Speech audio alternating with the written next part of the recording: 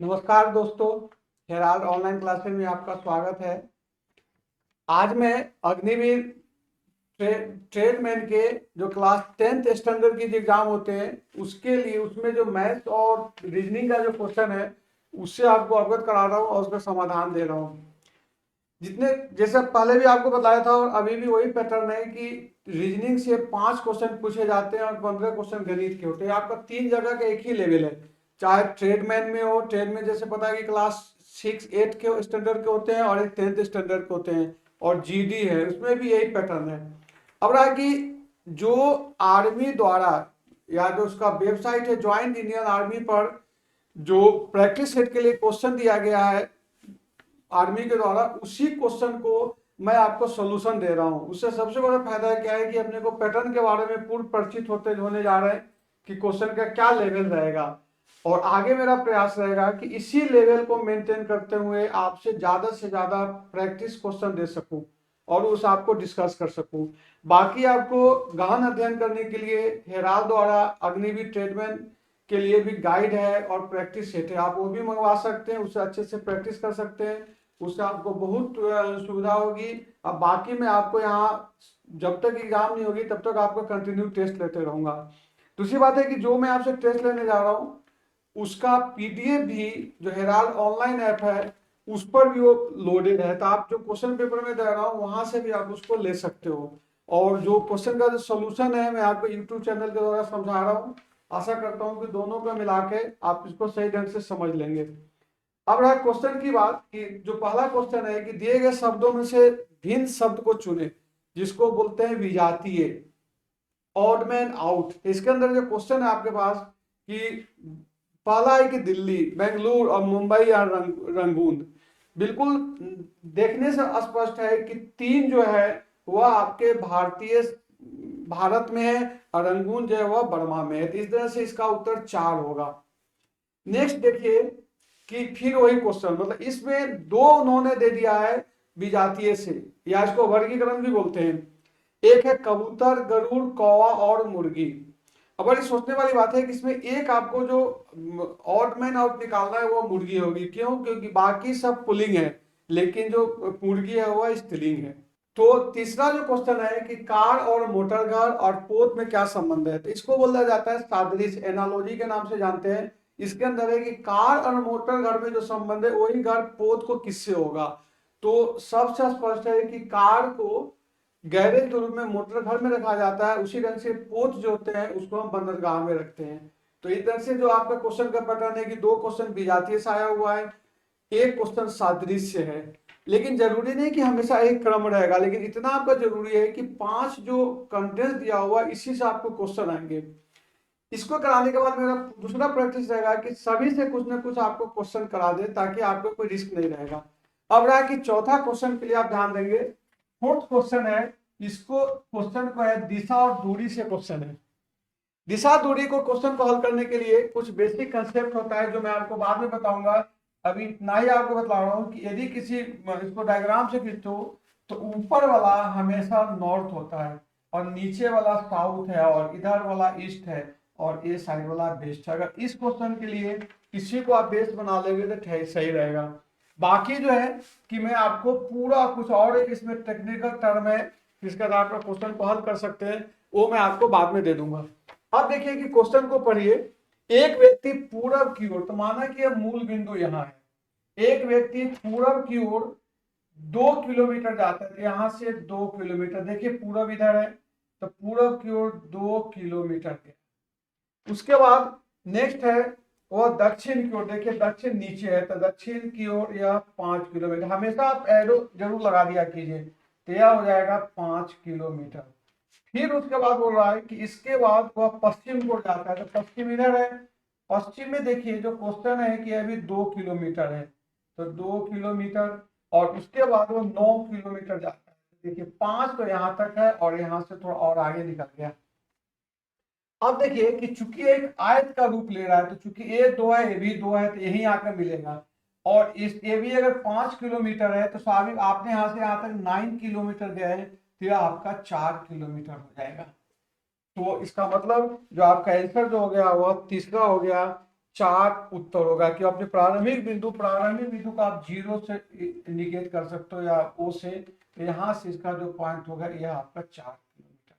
ये आपका इसका आंसर हो गया। क्वेश्चन नंबर 5, जो 5वां क्वेश्चन है वो कोडिंग डिकोडिंग पर आधारित है, इसको बोलते हैं सांकेतिक भाषा पर आधारित है। जैसे मैंने क्लास 8 स्टैंडर्ड का क्वेश्चन जो कल्पना कराए थे उसमें भी सांकेतिक भाषा से क्वेश्चन पूछा गया था, लेकिन उसका जो लेवल था वह इससे नीचे था। अभी जो लेवल है थोड़ा उससे हाई है, जब उसी ढंग से जब डीडी का लेंगे तो थोड़ी उससे हाई होगी। अब सांकेतिक भाषा के लिए जो अलग अलग टर्मिनोलॉजी है, जिसमें ये जो क्वेश्चन आपसे पूछा गया है वो है कि एक टर्म दे दिया प्रेज, PRAIAC, और दूसरा टर्म है रेस्पायर। उसमें किसी जो सिंबल होता है उसके आधार पर रिप्रेजेंट किया गया। जैसे यहाँ अगर आप देखेंगे तो P का मतलब हो गया हैशटैग से, R को इस ढंग से रिप्रेजेंट किया है, A को डॉलर से किया है, I को 2 से किया है, S को 7 से किया है और E को परसेंटेज से किया जाता है। देखने वाली बात है, इसका कोई स्पेसिफिक रूल नहीं है, रूल है कि आपको इसको कंपेयर करना पड़ेगा। दूसरी अगर इसको देखेंगे तो R भी रेट है, तो देखिए R यहाँ से भी यहाँ से ही है और यहाँ भी यही है। फिर एक और किसी को देख लेते हैं कि जैसे E का परसेंटेज है, यहाँ भी E का परसेंटेज है। इसका मतलब ये हो गया कि इस प्रेज और स्पार्मिक को रिशफलिंग किया गया है। इसी को बेस बना के अपन इसका आंसर निकाल सकते हैं रिपेयर का। अब रिपेयर में देखोगे, क्योंकि आपको कम से कम कागज खर्च करके करना है, तो जरूरी नहीं कि इसका आप आंसर लिखें। आप क्या कर सकते हो कि मिलाते जाओ। जैसे आर के लिए यहाँ भी यही है, यहाँ भी है, तो आर पहला जो टर्म होगा वह ए होगा।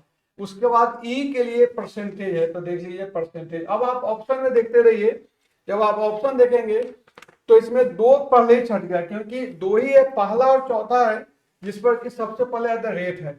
दूसरा परसेंटेज भी वही चीज है कि पहला दूसरा में, तो तीसरा आपका रिजल्ट डिसाइड करेगा। तो तीसरा जो है पी के लिए देखिए है, तो मतलब आप 3 से ही कंफर्म कर सकते हो कि पहला ए, 1A, 2A और तीसरा ए। अब आप पहला और चौथा आंसर में देखोगे तो यही दोनों डिफरेंस आ रहा है, डिफरेंस के कारण आप कॉन्फिडेंस के साथ इसका उत्तर चौथा लिख सकते हो। नेक्स्ट क्वेश्चन है 6 नंबर का क्वेश्चन। 6 क्वेश्चन जो है उसको आप देखोगे तो क्वेश्चन, एक घन का पृष्ठीय क्षेत्रफल। अब देखिए घन से 2 तरह के क्वेश्चन आते हैं नीचे लेवल पर। एक तो होता है कि आयतन ज्ञात करना और एक पृष्ठीय क्षेत्रफल ज्ञात करना। घन का पृष्ठीय क्षेत्रफल होता है 6 इंटू भुजा का स्क्वायर, और यह आपको दिया हुआ है, एक निकालना है आपको, लेकिन भुजा दिया हुआ है, तो 6 इंटू भुजा का स्क्वायर हो गया 7 का स्क्वायर, मतलब कि 6 इंटू 7 इंटू 7, मतलब हो गया 6 इंटू 49। इसको आप गुना कर दीजिए। जैसे मैंने आपको कल भी सलाह दिया था कि पहाड़े जितना ज्यादा याद कर लेंगे तो आपको टाइम बच जाएगा। 9 को 6 से गुना करेंगे तो 54, उसके बाद हासिल 5 हो गया, 24 और 5 59, तो 59 हो गया, सॉरी। तो इसका मतलब 294। आप ऑप्शन देख लीजिए कि आपको पहला का छठे का एक पहला उत्तर होगा 294। क्वेश्चन नंबर 7 जो है, इसको आपको क्वेश्चन है कि 35614 माइनस 26889 और इंटू 25। अब देखो दोस्तों, इसमें सबसे पहले ब्रैकेट का काम करेंगे बॉडमास टूल के आधार पर। जब इसको आप घटाएंगे तो घटाने का 2 विधि है, या तो आप इधर से कर लो, मतलब जब करने का मतलब जैसे 9 है तो 14, 14 में से 9 गया तो 5 हो गया। या दूसरा एक ऑस्ट्रेलियन विधि। ऑस्ट्रेलियन विधि में क्या होता है कि 9 में कितना जोड़ोगे कि 14 हो जाए, तो 5 जोड़ोगे। फिर हासिल हो गया तो हासिल में 9 में कितना जोड़ोगे कि 11 हो जाए, तो 2। या आप ऐसे भी कर सकते हो जो आपके लिए सहूलियत हो। ऐसे भी अगर करोगे तो 4 में हो गया 14, 14 में से 9 ए हो गया, यहाँ ले लेंगे तो फिर यहाँ से 2 हो गया। अब इसी ढंग से 9 में कितना जोड़ोगे कि 16 हो जाए, तो 7, और फिर 9 में 16 7 हो गया, फिर 7 में कितना जो, तो 8 हो गया, और यहाँ कुछ नहीं बचेगा, तो 8725 है। इसको 25 से गुना कर लोगे तो आपका आंसर आ जाएगा। अब इसको गुना करने का 2 तरीका है, या तो आप इसको 25 से गुना करो, नहीं तो एक और तरीका मैं आपको बता रहा हूं कि इसको आप ऐसे भी कर सकते हो कि 8725 अपॉन, सॉरी 25 से भाग देना है, ये भाग है। तो 25 से जो भाग देने की बात होती है, तो इसको आप ये भी कर सकते हो 100 इंटू 4 कर सकते हो। ठीक है, 100। अब आपको 4 से गुना करना आसान हो गया। तो जैसे 25, अब देखो डायरेक्टली गुना, मैं आपको टाइम बचा रहा हूँ कि 25 को 25, 20, 2, 4 दूनी 8, 10, हासिल 1, 7 चौक 28, 1 29 के 9, हासिल 2, 8 चौक 32, 8 चौक 32 और 2 34। देख लीजिए, ये आपका 2 जीरो नीचे है, तो इससे आपका 349 हो गया। लग के क्वेश्चन आपको बड़ी टिपिकल आपकी मतलब टेक्निक क्वेश्चन है कि अगर इधर से आपको कुछ करना हुआ तो आप इसको भाग देकर निकाल सकते हो अपेक्षा की गुना करके, क्योंकि अगर इससे भाग दोगे तो आप ज्यादा उलझ जाओगे। तो इस ढंग से कुछ इस्तेमाल करना है। इसमें बहुत सारे और भी रूल्स हैं जो कि मैं आपको दे दूंगा। नेक्स्ट क्वेश्चन है आपको 8th क्वेश्चन, वह है जो कि अलजेब्रा का a प्लस बी का होल स्क्वायर पर आधारित है। a प्लस बी का होल स्क्वायर का आपको 3 फार्मूला हमेशा याद रखना है। a प्लस बी का square equal to a square plus 2ab plus b square, और a माइनस बी का whole square equal to a square minus 2ab plus b square. और एक और फार्मूला है a प्लस बी और a minus b, या इसको उल्टा करके लिखोगे ये हो जाता है A square minus B square equal to होता है ए प्लस बी और ए माइनस बी। जो भी हो, इधर से इधर जैसे आपको जरूरत होने से लिख सकते हो। इसी पर एक क्वेश्चन है कि प्लस 7b का होल स्क्वायर। अब देखिए पहले टर्म का स्क्वायर 5a का होल स्क्वायर करोगे तो 25a स्क्वायर हो जाएगा। और उसके बाद दूसरा आपको है कि दोनों को गुना करके फिर उसको 2 से गुना कर दो। तो 5 को 7 से गुना करोगे तो 35, 35 को 2 से गुना करोगे तो हो जाएगा 70ab, और फिर 7b का कर दोगे तो 49b स्क्वायर हो जाएगा। आप चाहो तो इसको एक स्टेप और भी लिख सकते हो, लेकिन मैं नहीं उतना आवश्यक समझा कि इसको लिखाओ। जैसे कि 5a स्क्वायर, तो मैं ऐसे समझाने के लिए फिर भी लिखा देता हूँ, जैसे 5a square plus 2 into 5a into 7b plus 7b का स्क्वायर। लेकिन दोस्तों मैंने आपको पहले भी बताया था कि यह कंपटीशन एग्जाम है, इसमें टाइम बचाना बहुत जरूरी है। इसके ख्याल से मैं आपको प्रैक्टिस कराना चाह रहा हूँ कि आप स्टेप को छोड़ भी सकते हो ताकि आपको टाइम बचेगा। अब है नेक्स्ट क्वेश्चन 9th है। 9th क्वेश्चन भी बहुत इंटरेस्टिंग है, इसके बारे में आपको कल भी बताया था। देखिए कितना कम समय, दो संख्याओं को जोड़ 8 है, यदि उनके अंकों उनका जोड़ और अंतर का 4 गुना है तो संख्याएं ज्ञात कीजिए। अब इसमें विकल्प से क्वेश्चन को हल करने की कोशिश करें, जरूरी नहीं कि इसको अपना मेथड से ले जाए। जैसे अगर पहला आप देखेंगे तो 1 7 है, दूसरा 4 4 है, 6 2 है, 3 5 है। इसका मतलब पहला जो है कि दो संख्याओं को जो 8 है उसमें सारे फुलफिल होते हैं। अब अंतर निकालिए। अब अंतर निकालने का मतलब जो बड़ी से छोटी को, घटाव और अंतर दोनों में अंतर अलग अलग चीज है। अंतर हमेशा धनात्मक ही होता है, लेकिन घटाव जो है मतलब किसी चीज को घटाओगे तो वह धनात्मक भी हो सकता है और ऋणात्मक भी हो सकता है।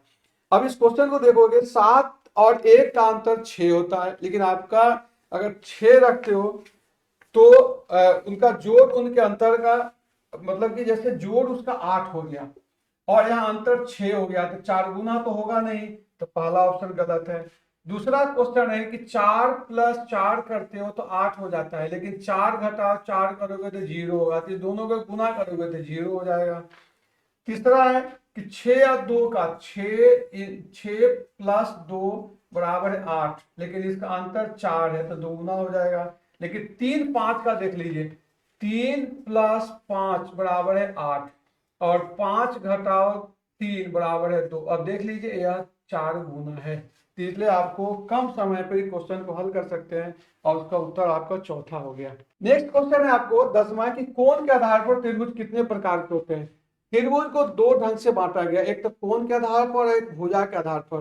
कोण के आधार पर जो त्रिभुज है जिसमें कि एक है वह है आपको न्यून कोण त्रिभुज। न्यून कोण में जिस त्रिभुज में जो कोण जो होते हैं वह 90 डिग्री से कम होता है तो उसको हम न्यून कोण त्रिभुज कहते हैं, जैसे इसको देख लीजिए। या दूसरा है समकोण त्रिभुज। समकोण त्रिभुज में होता है कि एक कोण जो होता है 90 डिग्री का होता है, और तीसरा होता है अधिक कोण त्रिभुज। अधिक कोण त्रिभुज में जो होता है कि एक जो कोण होगा वह 90 डिग्री से अधिक। तो इस ढंग से इसको बोलते हैं न्यून कोण, इसको बोलते हैं सम कोण, और इसको बोलते हैं अधिक कोण। तो जो आपका क्वेश्चन है कि कोण के आधार पर त्रिभुज को कितने प्रकार से बांटा जा सकता है, तो इसका उत्तर आपका 3 होगा। इसी ढंग से मैं आपको जानकारी दे दूं कि कोण त्रिभुज को भुजा के आधार पर भी बांटा गया है। जब भुजा के आधार पर बांटते हैं तो वहां एक जो हो जाता है उसको बोलते हैं समबाहु त्रिभुज। समबाहु त्रिभुज में क्या होता है कि तीनों भुजाएं बराबर होती है। दूसरा होता है समद्विबाहु त्रिभुज। समद्विबाहु त्रिभुज में क्या होता है कि दो भुजाएं बराबर होती है, और एक होती है विषमबाहु त्रिभुज जिसमें कोई भुजाएं बराबर नहीं होती है। अब रहा 11वें क्वेश्चन जो है आपको गणित में, वह है कि 3.2 से 3.75 और 2.5 को आपको हल करना है। अब देखिए यहाँ जो रूल है कि दशमलव के बाद अगर 2 अंक है तो यहाँ नीचे 2 जीरो दे दीजिए, और यहाँ दशमलव नीचे दशमलव के बाद 1 अंक है तो यहाँ 1 लिख दीजिए, यहाँ गुना कर दीजिए। अब आपका ये दशमलव हट गया। आप 25 से इसको करोगे तो 25 से कम 25, 12 तो आपका हो गया 15, और यहाँ से 0 कट गया, मतलब 15/10 बराबर है 1.5। ये आपका उत्तर हो गया। जो ट्रेडमैन की जो पेपर है, मैं आपको अग्निवीर जीडी का जो तैयारी करते हैं उनसे भी आपको सलाह दूंगा है कि ये भी जो पेपर है इसको हल कर ले। इसे थोड़ा ही लेवल हाई होता है लेकिन आपको बेस मजबूत करने में बहुत अच्छा रहेगा। इसलिए जितने भी अग्निवीर जेडी के हो या ट्रेडमैन के या दूसरे एग्जाम दे रहे हो सबके लिए ठीक रहेगा। दूसरी बात है कि बेसिक नॉलेज के लिए जो अपना बीएसएफ की जो बैच है उसमें भी बच्चे को प्रैक्टिस कर सकते हैं। मिला जुला के क्या है कि बहुत बेसिक चीज है, आपको थोड़ा सा टाइम लगेगा, इसको प्रैक्टिस करें, हल करें। क्वेश्चन पेपर आप मेरे पीडीएफ ऐप से डाउनलोड कर लें। उसके बाद नेक्स्ट क्वेश्चन है 12 नंबर। यह है कि एक गोलाकार क्षेत्र की परिधि 88 किलोमीटर है। परिधि समझते हैं, कोई सर्कल है, सर्कल के जो है जो इसका जो बाहर का एरिया है इसको परिधि बोलते हैं और अंदर वाले को क्षेत्रफल बोलते हैं। और ध्यान होगा यहाँ से यहाँ इसको हम त्रिज्या बोलते हैं आर। तो परिधि का सूत्र है 2πr, और यह आपको दिया हुआ है 88 किलोमीटर। ध्यान दीजिएगा, जैसा 2 इसका मान हो जाता है, पाई का जो हो जाता है 22/7 हो जाता है, इंटू आर बराबर है 88। अब जब पक्षांतर करेंगे तो यह हो गया 44, तो आर का मान हो जाएगा 88 इंटू 7, और ये हो जाएगा 2 इंटू 22। जिसको ये हो गया 44 इस करके 2, इसका उत्तर आपका 14 किलोमीटर हो गया, जो कि आपके आंसर 12 है। नेक्स्ट क्वेश्चन है 13 नंबर का। ये भी बहुत इंटरेस्टिंग है 13 नंबर का क्वेश्चन। क्वेश्चन देखिए कि 4/10 जो 5/100 और उसके बाद 7/1000 को जोड़िए। अब इसमें आपको क्या करना है कि अगर एक रूल है कि जोड़ने के लिए कि हर अंश हर अगर समान हो तो जोड़ने की प्रक्रिया बहुत सरल हो जाती है। तो अपने सबसे अच्छा क्या करेंगे कि मैक्सिमम में 1000 है, इसको भी नीचे 1000 लाने की कोशिश कीजिए। तो 1000 लाने के लिए यदि इसको ऊपर 100 से गुना कर देते हैं, इसको अगर 10 से गुना कर देते हो तो देखिए तीनों हर में 1000 हो गया। जब हर समान हो गया तो आप चुटकी बजा के हल कर सकते हैं कि 400 + 50 + 7 तो कितना हो जाएगा 457, और नीचे 1000 हो जाएगा। तो आप बहुत आसानी से इस क्वेश्चन को, इसका आंसर तीसरा हो जाएगा। नेक्स्ट क्वेश्चन है 14 में कि यदि किसी त्रिभुज के को दो कोण 45 डिग्री और 75 डिग्री तो तीसरा कोण ज्ञात कीजिए। आपको पता है कि किसी त्रिभुज के तीनों कोण का योगफल 180 डिग्री होता है। तो 180 डिग्री से अगर इसको घटा देंगे तो आपका आंसर आएगा। और घटाने का क्या तरीका है कि 75 में अगर आपको 45 जोड़ना है तो 75 में पहले 5 जोड़ दीजिए तो 80 में जब 40 जोड़ देंगे तो 120, और आपको मालूम है कि 180 टोटल होता है तो 180 से 120 घटा देंगे तो 60 हो जाएगा। तो कुछ भी पेन यूज करने की जरूरत नहीं है। इसी रंग से 15 नंबर का क्वेश्चन लिख लीजिए। 14 को मैं लिख नहीं रहा हूँ, आशा करता हूँ कि आप लोग समझ गए होंगे। 15 तो और आसान है। 15 है कि 15 क्वेश्चन में ये भी पूछा जा रहा है कि 15 का स्क्वायर ज्ञात करो। तो 15 का स्क्वायर, एक तो मैंने आपको सबसे पहले बताया था कि आप वर्ग याद कर लो।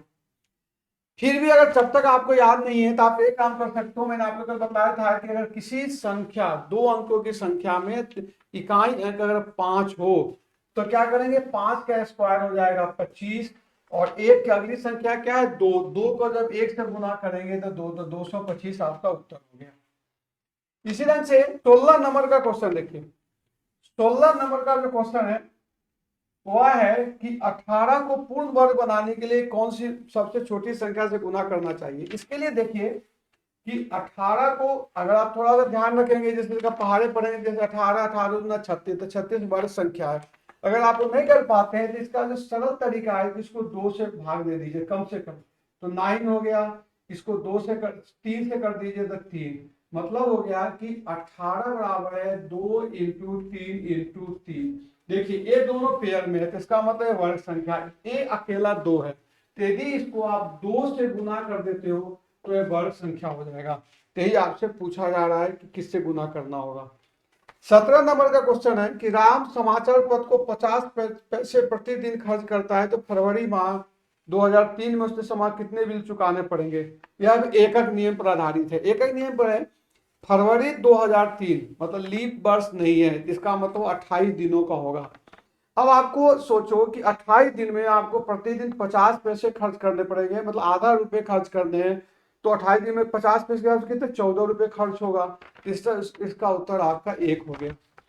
नेक्स्ट क्वेश्चन है, यह श्रृंखला पर आधारित है। ये भी पूरा पैटर्न वही है जो कि आपको 8th क्लास में था। श्रृंखला पर आधारित क्वेश्चन में देखिए कि 3, 11, 27, 59 और यहां आपको देखना है। अब देखिए इस दोनों में रिलेशन स्थापित कीजिए। 3 को 2 से गुना कीजिए तो 6, और 5 11, फिर 11 को 2 से गुना कर दीजिए इंटू 2 प्लस 5 27, फिर 27 को 2 से गुना कीजिए तो हो जाएगा 27, मतलब कि इंटू 2 प्लस 5, तो आपका हो गया 59। और आगे आपको 59 को 2 से गुना कीजिए, और तो 59 को 2 से गुना 128 या 5 तो 123 हो गया। तो यह आपका उत्तर हो गया जो कि तीसरा है। 19वां क्वेश्चन है, वह आपको दिया हुआ है कि 449 का 70% कितना होगा। अब देखिए 70% का निकालने का मतलब है कि 449 इंटू 70 अपॉन 100। अब इसको माइनस कैंसिल कर दीजिए। 449 को 7 से अगर गुना करेंगे तो आपको 3143 हो जाएगा, और चूंकि 10 बच गया तो दशमलव यहां लग जाएगा तो 314.3 हो जाएगा। अब लास्ट क्वेश्चन जो 20वां क्वेश्चन है वह है 12 इंटू एक्स या 12x माइनस 1 इक्वल टू 143। दोस्तों इसमें समीकरण का क्वेश्चन है, तो इसको जब पक्षांतर करेंगे तो जो निगेटिव नंबर है वो पॉजिटिव में चेंज हो जाएगा। तो क्या हो जाएगा, 12x बराबर है 143 प्लस 1 इक्वल टू 144। अब x जो है वह पक्षांतर में हो जाएगा 144 प्लस 12, तो इसको कैंसिल कर देंगे तो 12 उत्तर हो गया। अब मैं छोटी सी एक उदाहरण आपको 5 मिनट में बता रहा हूं कि पक्षांतर का क्या तरीका है, टाइम टू टाइम करते जाएंगे। जैसे देखिए कोई भी समीकरण जैसे कि x प्लस 3 इक्वल टू 9 हो, इसको हम समीकरण कहते हैं। क्यों, कि इसमें एक विजीय व्यंजक है, बीच में प्लस का चिन्ह है। अब यह रूल है कि जब आपको x को निकालना होगा तो पक्षांतर करते हैं। पक्षांतर का 4 मेथड है। जैसे यदि कोई संख्या प्लस से जुड़ा हुआ हो तो यहां चला जाएगा तो माइनस हो जाएगा, इसका मतलब कि x इक्वल टू हो जाएगा 9 माइनस 3 इक्वल टू 6। दूसरा अगर हो कि x माइनस 3 इक्वल टू 9 हो, तो चूंकि यहाँ माइनस साइन है तो इधर जाएगा तो प्लस हो जाएगा, तो यह हो जाएगा आपको x equal to 9 plus 3 equal to 12। Next rule है कि कोई संख्या अगर गुना में हो तो भाग में चला जाता है। जैसे कि इसको यहाँ 12 लिख देता हूँ, अगर 3x इक्वल टू 12 है तो x इक्वल टू हो जाएगा 12 अपॉन 3 इक्वल टू 4 हो जाएगा। और चौथा रूल है कि x अपॉन 3 इक्वल टू अगर 12 हो तो देखिए भाग में है तो पक्षांतर में गुना में चला जाता है। x equal to 12 into 3 equal to 36। इस ढंग से जो क्वेश्चन का पैटर्न है आप कर सकते हो। आशा करता हूँ कि आपको पूरी समझ में आ गई होगी। फिर भी कोई डाउट हो तो जो मेरा सोशल मीडिया प्लेटफॉर्म है उस पर किसी पर भी आप भेज सकते हो, मैं आपको सोल्यूशन दे दूंगा। उसके अलावा इससे रिलेटेड अगर लगता हुआ है कि परसेंटेज समझने में अभी प्रॉब्लम हो रही है किसी और में, तो उसका भी मैं आपको एक्स्ट्रा इंडिविजुअल भी समझा के आपके सारे समस्या को दूर कर दूंगा। बाकी मेरा टारगेट होगा कि चूंकि अपना यहाँ से जो अग्निवीर द्वारा जारी जो या मतलब ज्वाइंट इंडियन आर्मी के द्वारा जो साइट पर डाला गया है 3 टॉपिक, उसका मैंने आर्मी जीडी का भी आपको सोल्यूशन दे चुका हूँ, ट्रेडमैन का दे चुका हूँ और ट्रेडमैन क्लास 10 का दे चुका हूँ। अब मेरा प्रयास रहेगा कि कुछ इनके तथ्यों पर आधारित जो कुछ इंपॉर्टेंट पॉइंट्स है, जैसे वर्ग संबंधी कुछ जानकारी है, पक्षांतर संबंधी जानकारी, इसको छोटी छोटी चीजें देते रहूं और साथ साथ आपको टेस्ट पेपर कंटिन्यू करते रहूं ताकि टेस्ट से अपने आप को आगे बढ़ सको। और बाकी जैसे मैंने आपको बताया कि अग्निवीर की जो बुक है वो खरीदे, उसे प्रैक्टिस करें और आगे बढ़े। Okay, thanks.